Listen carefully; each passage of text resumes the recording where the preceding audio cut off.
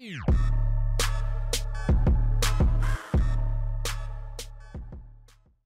what's up and welcome. I'm the one and only West Coast King, and welcome back to the LAFC career, where we're getting into the transfer window here in January of season number 3, and hopefully we should be able to get to at least the first game of season 3 as well and be able to play that at the end of the episode. But we may have a lot of business to take care of, we may not. It kind of depends on what offers we get in and who is sold and who stays. But before we get into that, I'm actually not going to do a full comment section today, but I am going to address a couple of the comments that I saw from last episode asking about the international roster spots, because we drafted 5 players last episode.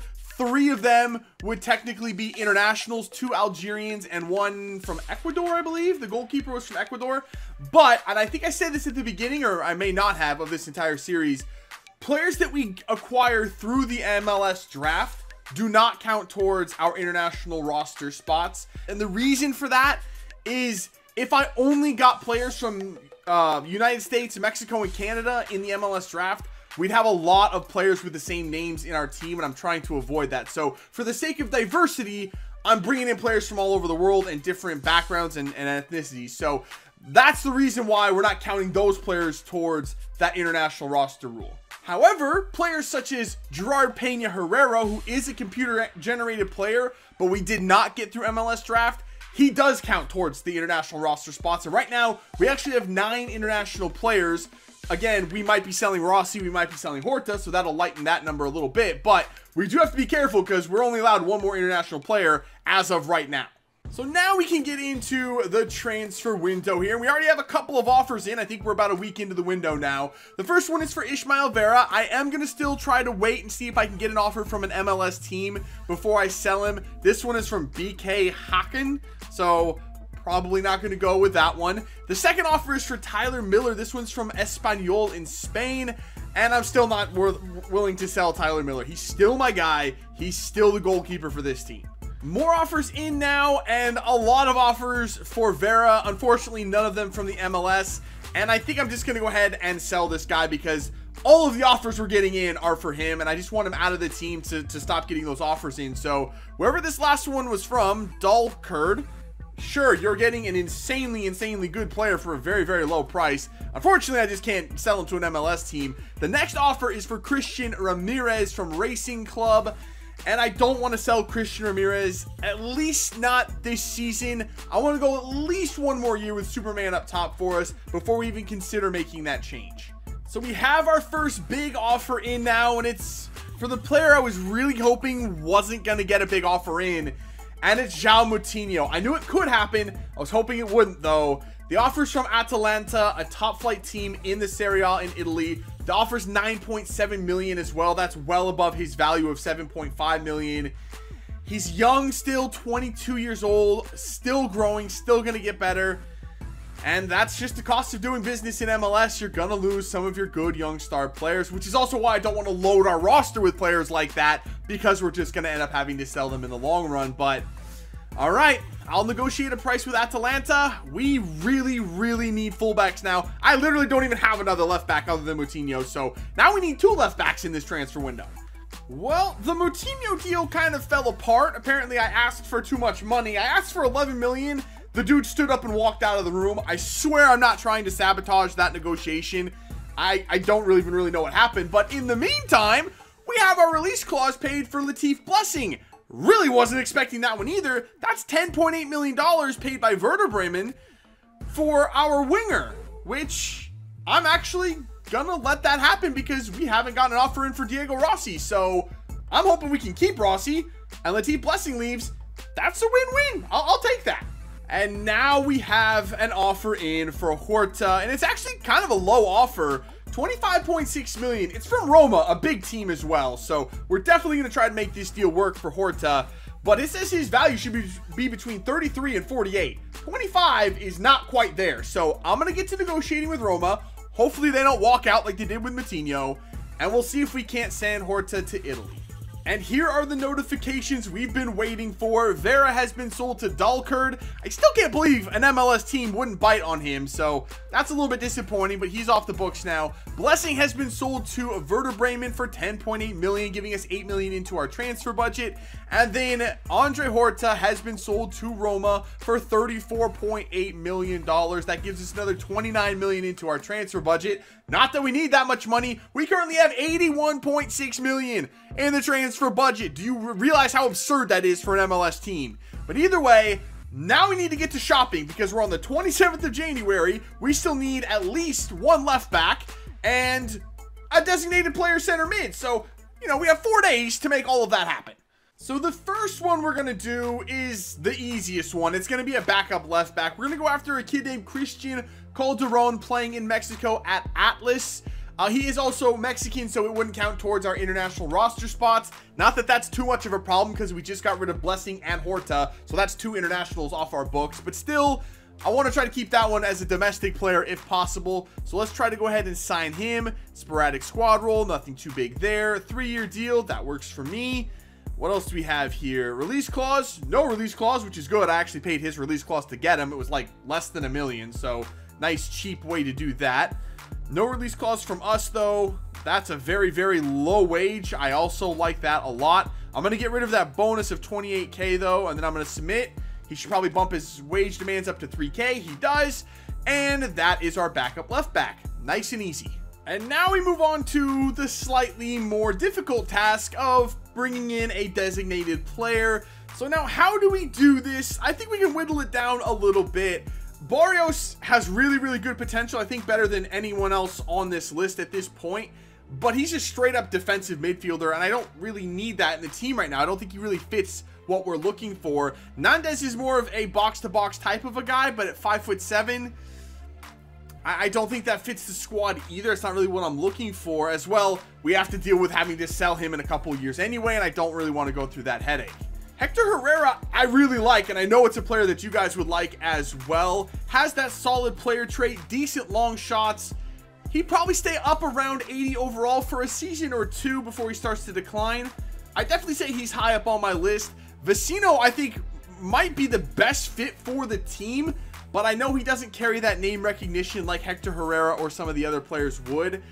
I think he looks really good at 6'2", a decent strong midfielder. Physicals look good, long shots as well. He even has a long shot taker trait.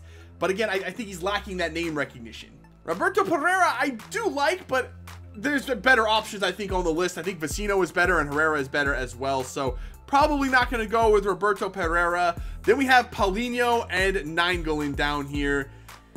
Both fairly decent players, I would say. And to be honest, I think Paulinho actually fits the team a little bit better than Nainggolan does. I just think his play style fits the team a little bit better. Nainggolan by far has the best long shots out of anyone on this list. He's a very, very good long shot taker, but there's something about Paulinho that I think he just fits a little bit better. So I think I'm down to Paulinho and Hector Herrera. And the player that I have decided on for our next designated player is going to be Hector Herrera. And the reason I did this, I also had to take into consideration who this team is. It's LAFC.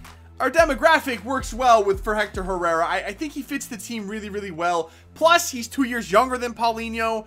He's going to stay at his peak level a little bit longer, whereas Paulinho is going to start to decline pretty much right away, I would think. So I think Hector Herrera is the best option for us. So let's get to negotiating here. Already worked out the transfer fee with PSG, $18 million, pocket change for us at this point. So let's work out this contract. He also, I think, has the highest wages out of everyone on the list, which is an issue, but we have money, so it's not that bad. 3-year contract, I think that's fair for someone 29 years old, so let's do that one. No release clause if we can. That's good. And he's willing to take a massive pay cut in order to come over here. You know what? I'm going to leave the bonuses alone. I'll give him whatever bonuses he wants to make this deal work for him. So, all right, there we go. Hector Herrera is the new designated player at LAFC. And that's actually going to do it for the transfer window. As a matter of fact, we're all the way up to the start of the season. We're up to the first game. So here's what the team is looking like at the start of Season 3. We stick with Ramirez up top. I don't think Peña Herrera was going to take that spot from him, at least not in the early going. Brett Evans slots in there behind him. He's up to 63. He's already grown a little bit in the preseason, so that's nice to see. Diego Rossi stays in the team. Didn't get a single offer in for him in the transfer window, so he returns. I'm happy to have him back. Hector Herrera is now the center mid in there for Andre Horta next to Mark Anthony K, and Vela stays in the midfield as well. As a matter of fact, the rest of the team didn't change at all. Pacheco, Zimmerman, Michaels, and Moutinho stay in the defense. Only got the one offer in for Moutinho, and after that deal fell apart, didn't get another offer in for him, so Higuaín returns as well. And Tyler Miller, despite about 12 offers for him, he's staying with LAFC as well. On the bench, we have Gerard Peña Herrera, Edward Opoku, Julian Green, Lee Win, Coriche, the youngster that we drafted this season. I'm going to give him a chance to be on the bench a little bit. Atuesta gets a spot on the bench as well, and yeah, we still have Joe Bendick. And there are the reserves, the rest of the roster. Vera might get a spot every once in a while instead of Opoku. I'm not sure how I want to play that, as well as Benzai, who's developed a little bit in the preseason as well. He's up to 62 rated, so there's some youngsters in there that have a little bit of potential that could see a little bit of playing time as well. So overall, the team is looking actually pretty solid. I'm pretty happy with where we're at to start Season 3. And now we get to put it all to the test. We're kicking off Season 3 back at Bank of California Stadium. We're raising that championship banner to the rafters. We're playing a team that finished way down in the Eastern Conference last season in Orlando. So hopefully we have a nice little celebration and get things started the right way. All right, here we go. Kickoff in game number 1 of Season 3. Let's see what we can do against Orlando here. If you remember, we actually sent them Joshua Perez for the rights to sign Brett Evans. He's not even in the starting 11 for them. He's on the bench. So, yeah, what a waste of talent that was. All right, corner for us. I think it's going to be Rossi to put the corner in. Oh, wow. Zimmerman. Oof. He rose, and I thought he definitely was going to win that all the way. Thought he was going to score, though. Oh, Dwyer on it. Up for Kleshkin. Yotun. That's not a bad move. The ball's across for Muller. And he hits the outside netting. Okay, wow. Shots fired, literally, by Orlando. That was slightly terrifying. Come on, boys. Let's defend here. Let's get this thing out. See if we can't get out on one of our patented counterattacks. That was scary. Still in the box though. Oh, that was hell of a. That hit the crossbar. That would have been an amazing goal. Okay, nice ball through for Herrera. Herrera, beautiful ball up. It's Brett Evans. He's really, wow, he was getting tugged back there, but Brett Evans, I'm telling you, this is going to be the season of Brett Evans. He's going to step into this role, and he's going to be a superstar for us this year. I don't know about this year. He's going to have a good year. Maybe next year he's the superstar, but he's going to be the guy for us in there for years to come. There's the first goal of the season shortly before halftime. It is Brett Evans. He's going to pull it back a little bit. Okay. Back a little further. Zimmerman. That was a bit of a dangerous pass from Moutinho, but it works out. Ramirez, good hold-up play. Here comes Hector Herrera. Good save by Edwards Jr. On his debut, Hector Herrera almost scored a laser beam. Oh, that's a horrendous pass. And that's going to be... There's Joshua Perez. Okay, well, he didn't start the game for him, but he came on and made quite an impact as a substitute. Stupid pass in our in our own half. That was fully my fault. Wow, that was dumb. Herrera back for Ramirez. Ramirez, pass blocked. Now over here for Vela.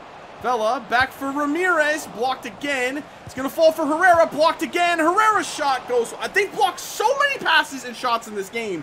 It's actually starting to twist my nuts in a nice little knot. Johnson pulls that back. Uri trying the 1-2. It's Perez. It falls right. What the f... Okay, Joshua Perez again. I don't think there's anything I could have done about that. Wow, what a goal by Joshua Perez. And it's 2-1 with 5 minutes left to play. We defended that perfectly. Good block by Zimmerman, but that finish, there's no defense for that. No keeper in the world saving that follow-up shot. Oh my, what a ball. It's Villarreal. It's 3-1 to Orlando. I don't know what's gotten into Orlando in the second half. They were absolute dog shit in the first half. They have fucking steamrolled us.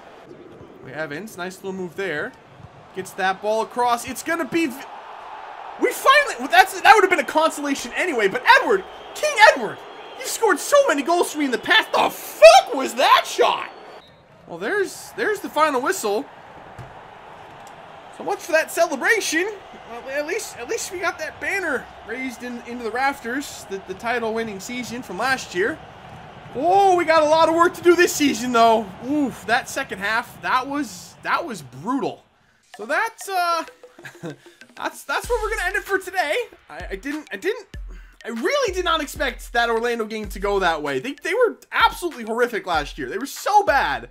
And they haven't done anything different. They have no changes to that team. Yes, they have a couple of players that are going to be getting better. Muller, Coleman, Perez, obviously, he's coming along quite nicely for them now. But that just... I don't know what happened in the second half. It just was overwhelming. And it just was basically... CPU on ultimate difficulty ran my ass over like a freight train. That's what happened. And they did the thing where they turned it on and there was nothing I could do. And it happens. And that's why I don't like playing on ultimate, because it's just so inconsistent. But at least it gives us a challenge, I guess. So, yeah, Orlando's sitting second place in the East after one game. We, on the other hand, are in a nice little 11th place. Tied for dead last on goal difference with good old Portland down there, who finished last in the West last season. So, yeah, not the start we were looking for, but plenty of time to turn it around. So that's it for this one. If you did enjoy it, make sure to let me know by leaving a like below. Subscribe if you're new, and I'll see you when we come back for some more LAFC career. See ya.